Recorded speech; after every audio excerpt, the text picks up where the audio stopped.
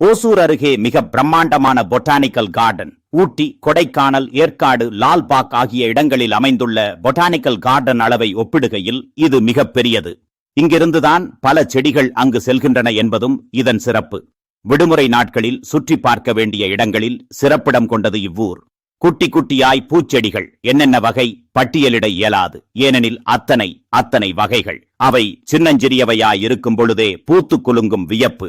ஆண் செடியினுள் புகுந்து அதன் சத்துக்களை உறிஞ்சி தன்னை வளர்த்துக் கொள்ளும் பெண் செடி. ஆமாம், நாம் குறிப்பிடுவது பூத்து குலுங்கும் ரோஜா ஒட்டுச் செடிகளைத்தான். அகலக்கோட்டை ஓசூரை அடுத்த தேன்கனிக்கோட்டை அருகே அமைந்துள்ளது. ஊர் முழுவதும் துவங்கிய நர்சரி செடி உற்பத்தி இன்று அப்பகுதியின் பல 100 ஏக்கர் நிலப்பரப்பில் விரிந்து கிடக்கிறது.